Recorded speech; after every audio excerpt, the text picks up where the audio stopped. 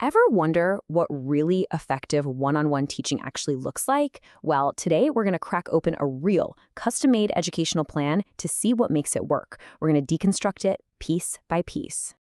It's a simple question, right? But the answer is, well, it's incredibly complex, and we're not going to get bogged down in abstract theory. Instead, we're going to follow the very real, very personal learning journey of one student who is facing a massive challenge. All right, so here's the game plan. We'll start with the challenge she was facing, figure out her starting point, then break down the three core pillars of her learning plan. And finally, we'll talk about what this all means for the future of learning.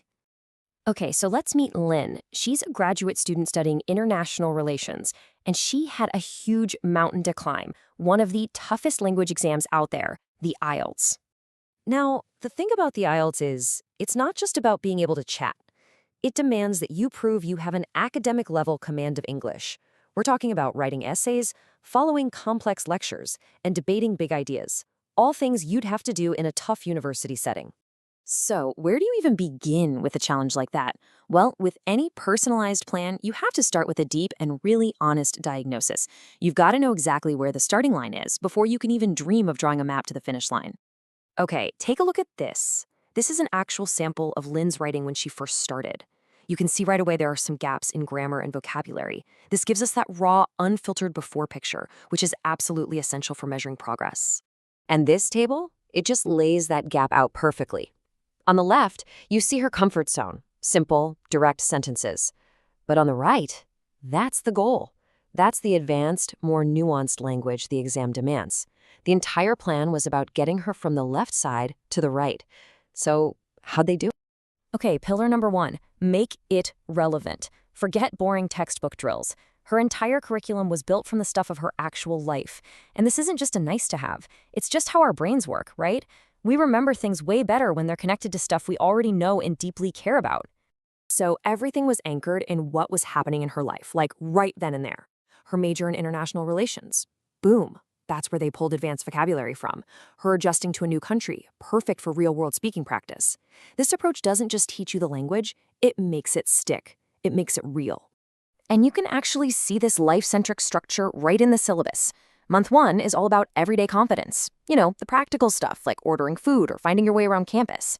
Then, in month 2, they level up to social fluency, where she starts discussing hobbies and sharing more complex opinions. It's a smart progression built around a person, not a book. And here is a fantastic example of that in action. Sure, you could just learn the dictionary definition of collaboration, fine, but look at the right side. When you define it in the context of her major, suddenly it's not just a word, it's a powerful tool that she can actually use in her field. Now, real-world context is great, but let's be real, it's not enough by itself. You still have to have a direct, strategic plan to actually beat the test. And that was pillar number 2. And it was a big one. You gotta know how to play the game if you want to win. So check this out. The whole teaching plan was basically reverse engineered from how the exam is scored. The people grading the test are literally looking for these 4 things: grammar, vocabulary, fluency, and pronunciation. That's the checklist. So every single thing she did was designed to hit one of those targets. It's all about practicing with purpose. And this is so important. These practice quizzes weren't just about getting the right answer. Look at that hint column. It's not giving her the answer, it's teaching her how to build a better answer. It's coaching her on how to think like a high score, how to extend her thoughts and use specific examples. All right, let's talk about the third and final pillar. And honestly, this might be the most important one of all: confidence. Because it's one thing to know the material. It's a whole other thing to have the confidence to actually use it when you're nervous and under pressure. So they used these awesome creative activities that felt more like games than homework. Things like role-playing ordering food at a busy local stall, or using her IR skills to solve a fake team conflict.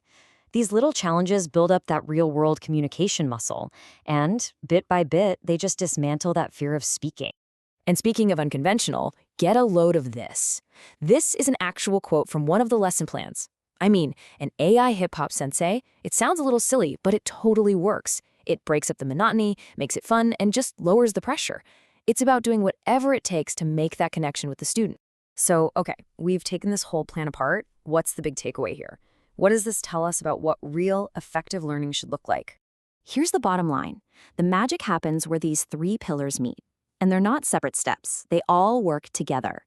Personal context gives you the why you should learn it. Strategic practice gives you the how. And creative confidence, well, that gives you the power to actually use it. It's a blueprint for one, not a curriculum for all.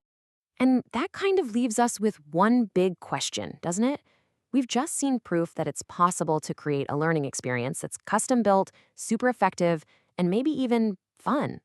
So the question is, if we know this works, what's stopping us from making this the standard for everyone?